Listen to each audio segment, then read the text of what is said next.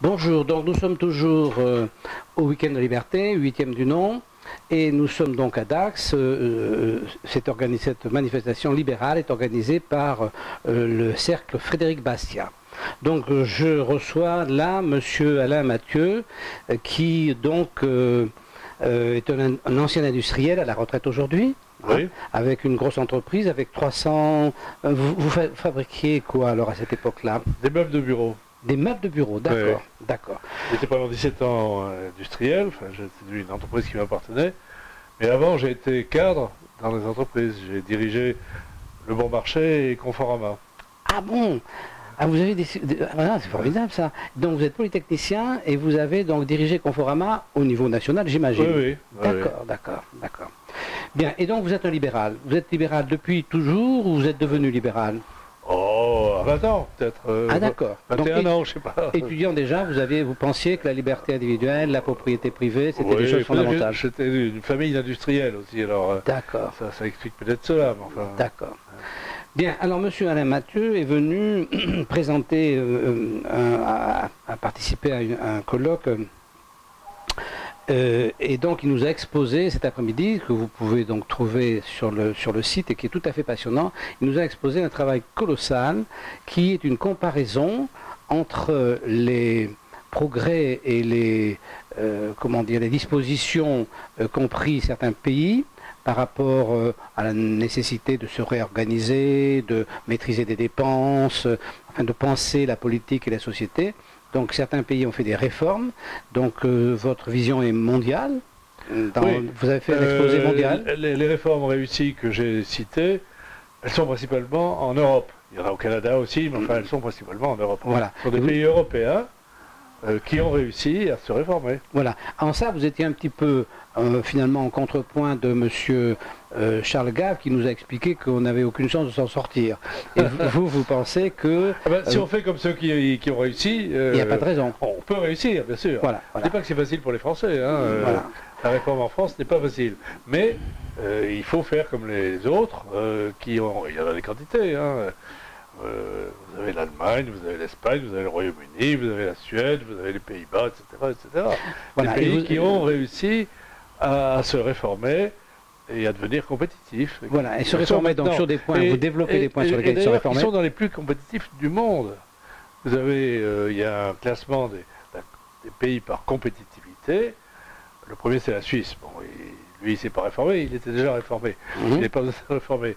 Ensuite, il y a Singapour, les États-Unis, puis après, des pays européens qui ont parfaitement réussi, qui sont dans les meilleurs du monde, voilà. Qui sont et qui ont un niveau de vie élevé, qui peuvent exporter, etc.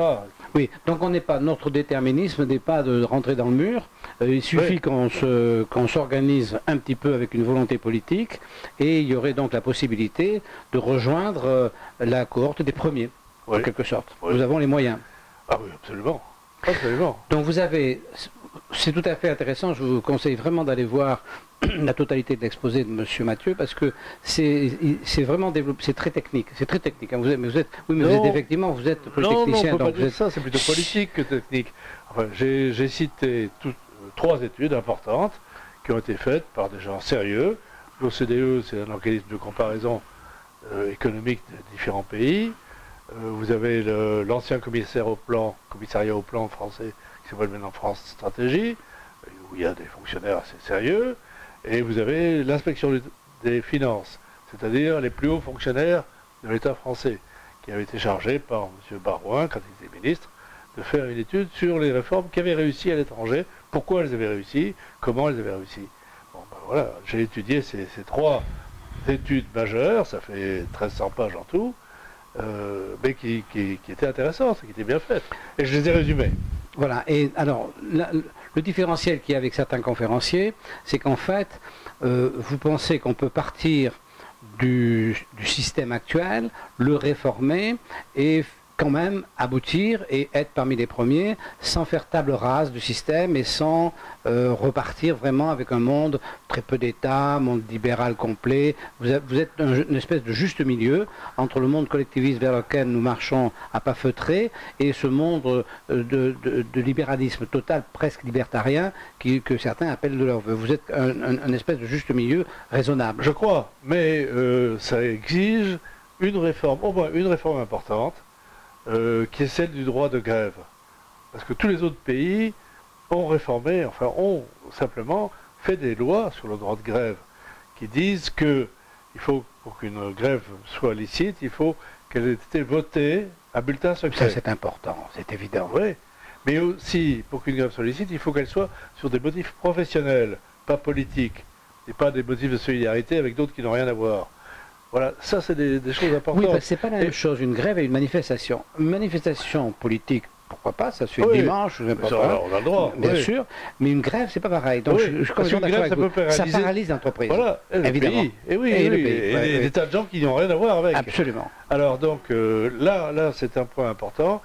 Il faudrait que notre législation sur le droit de grève soit la même que celle de l'Allemagne, de l'Angleterre, d'autres pays. Bon, mais c'est pas simple à réaliser, il faut vouloir le faire. Pour le moment, personne ne veut le faire. Il faut avoir une majorité. Oui, il faut une majorité, bien sûr, mais il faut une majorité qui... Vous avez expliqué que pour pouvoir faire j'ai très bien retenu ça, que pour pouvoir faire des réformes, il faut l'avoir dans un programme. Qu'on ne peut pas les faire à 3 heures du matin à l'Assemblée nationale sans le dire à personne. Ça a été fait. Il y a eu une réforme de Balladur, notamment, sur les retraites. En 2003, il a fait un décret qui est passé presque inaperçu au mois d'août de 2003, et qui réformait assez sensiblement les retraites du secteur privé. Et on passait à 40 années de cotisation, d'activité. Bon, mais ça, enfin, d'après toutes les études que j'ai présentées, il vaut mieux l'avoir annoncé à l'avance. Ça paraît évident. C'est plus mieux accepté. Plutôt que d'aller en douce, furtivement, faire une réforme, il vaut mieux les avoir annoncés à l'occasion d'élections. Oui, il vaut mieux aller au contact et puis s'expliquer, bien sûr. Et à ce moment-là, on est plus sûr qu'il y aura moins d'opposition. Parce qu'il y a vraiment une légitimité politique à ce moment-là. Tout à fait. Bien, Monsieur Mathieu, voilà, nous avons un petit peu présenté tout ce que vous avez dit. Donc, je conseille à tous nos amis d'aller voir la totalité de votre exposé. Et puis, voilà, on vous remercie d'être venu. Le niveau de cette année c'était assez étonnant, le niveau intellectuel cette année. Il y a eu de très bons exposés. Moi, j'ai eu ici des gens, vraiment, c'était de très haut niveau. C'est vrai. Merci. Au revoir.